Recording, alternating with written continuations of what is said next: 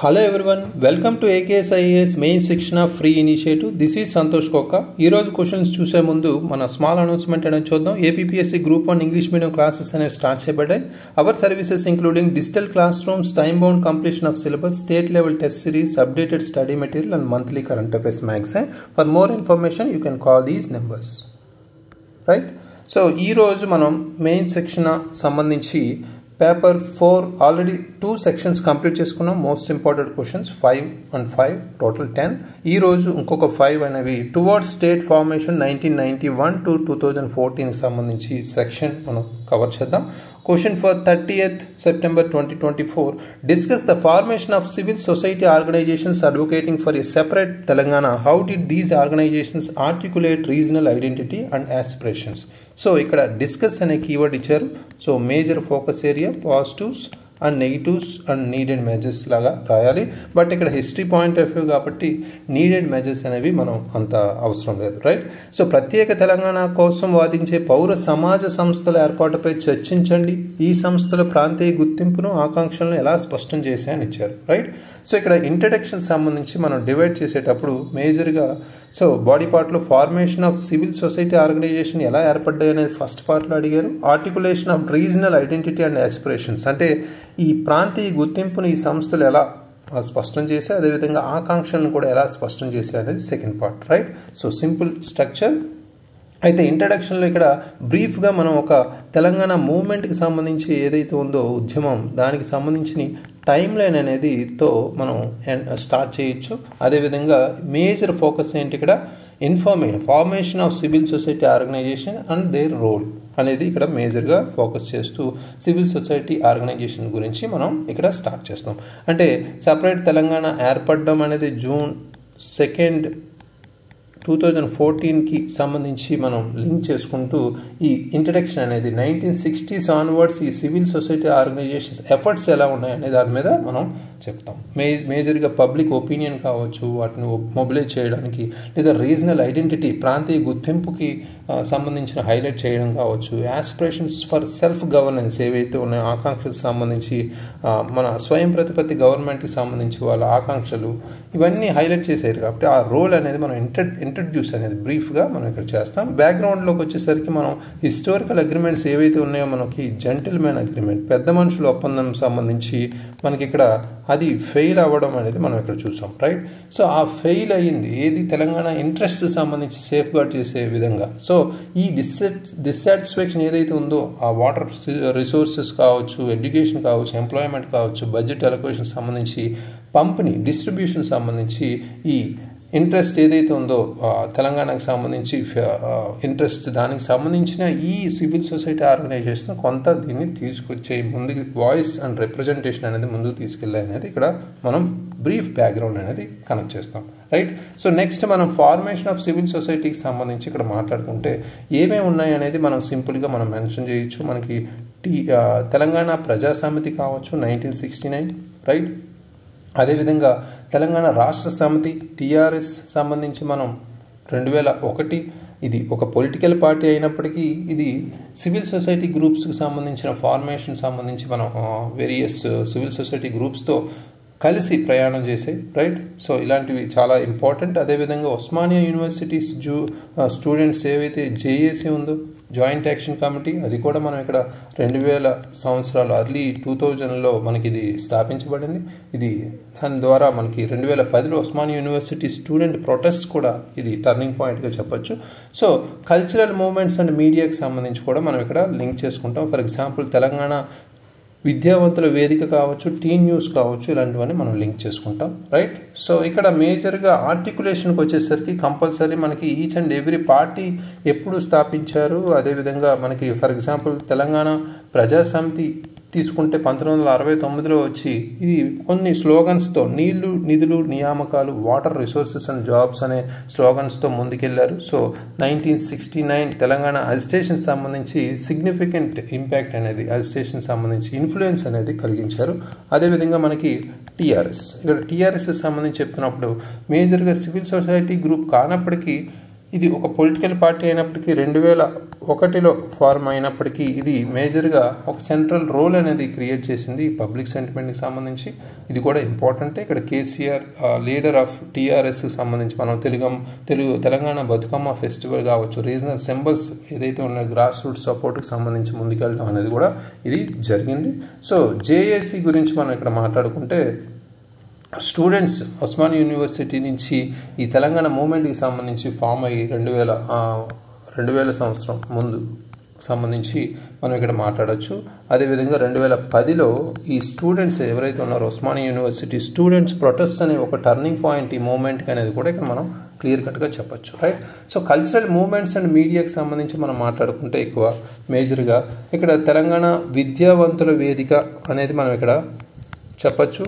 Tea news మీడియాకి సంబంధించి మనం కవర్ చేసాయి. సో ఇక్కడ మేజర్గా వీళ్ళు తెలంగాణ ఫోక్ ట్రెడిషన్స్ కావచ్చు, కొంత హిస్టారికల్ కంటెక్స్ట్ ఏదైతే ఉందో కల్చరల్ యూనిక్నెస్కి సంబంధించి హైలైట్ చేసే విధంగా ముందుకు తీసుకెళ్లారు. ఫర్ ఎగ్జాంపుల్ ఇక్కడ గద్దర్ ఒక రెవల్యూషనరీ పోయిట్ అండ్ ఫోక్ సింగర్గా మనకి పొడుస్తున్న పొద్దు మీద అనే సాంగ్స్తో పాటు తెలంగాణ స్పెయిన్ ఏదైతే ఉందో దాన్ని అందరికీ పాపులర్ అయ్యే విధంగా కూడా ఇక్కడ లింక్ చేసుకున్నారు. So role of intellectuals and professionals కూడా ఇక్కడ లింక్ చేసుకోవాలి. ఫర్ ఎగ్జాంపుల్ ఇంటలెక్చువల్స్ ఎవరైతే ఉన్నారో ప్రొఫెషనల్స్ వాళ్ళని మనం ఇక్కడ లింక్ చేసుకుంటే ప్రొఫెసర్ జయశంకర్ లాంటి ఇంటలెక్చువల్స్ కావచ్చు, ఐడియాలజికల్ ఫాదర్ ఆఫ్ తెలంగాణగా ఇతను క్రిటికల్ రోల్ అయితే ప్లే చేశారు ఇక్కడ. సో అలాంటివి కంపల్సరీ మనం లింక్ చేయాల్సిన అవసరం అయితే ఉంది.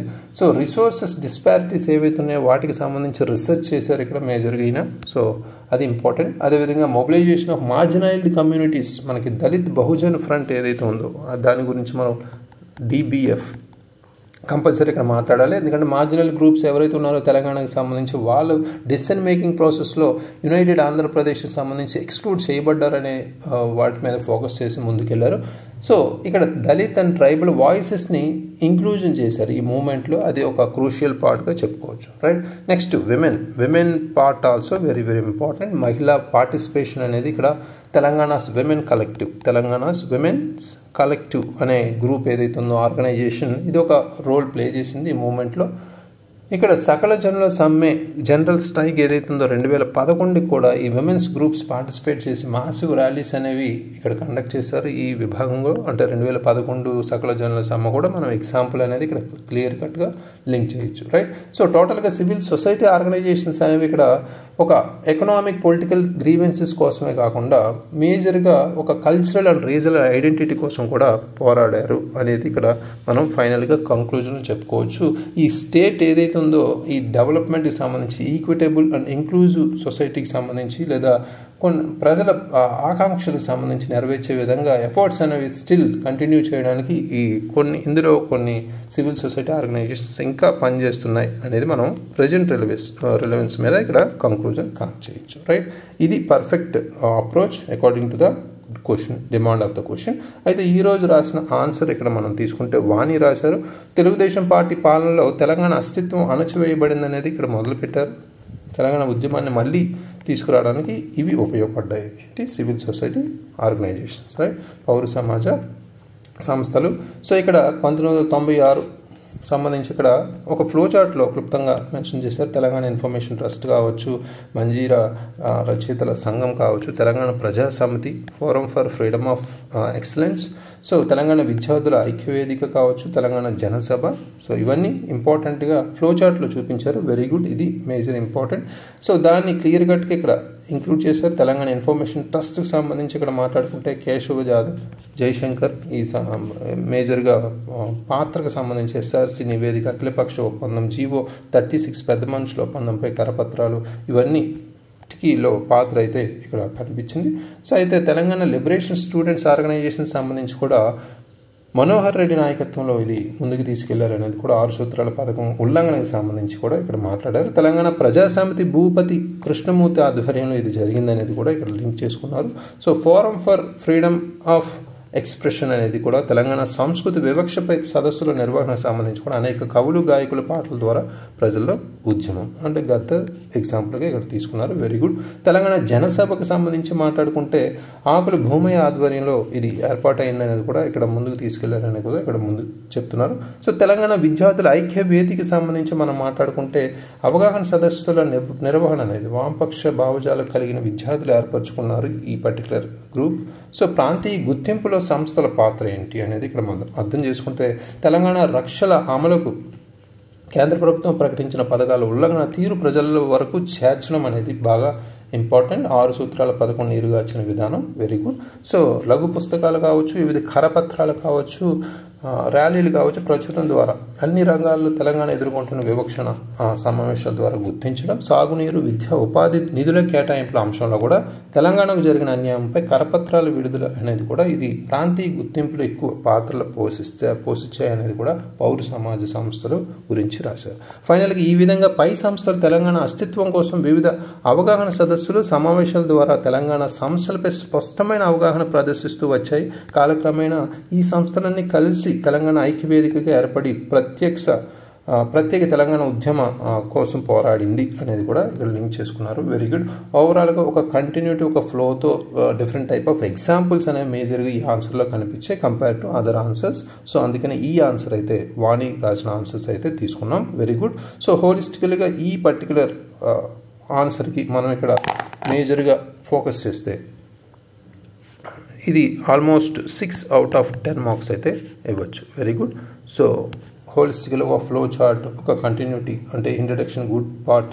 సో ఇక్కడ మేజర్గా ఈ కంటెంట్ ఎప్పుడైతే introduction particular history type of రాస్తున్నామో కంపల్సరీ కాల పరిమితికి సంబంధించి టైం పీరియడ్ అయితే రాయండి, కాల వ్యవధికి సంబంధించి. అది very very important. So please focus on that. So except ఇక్కడ మనకి ఎగ్జాంపుల్స్ అన్నీ ఇంక్లూడ్ చేశారు మేజర్గా, అవి సరిపోతాయి. No need to worry here.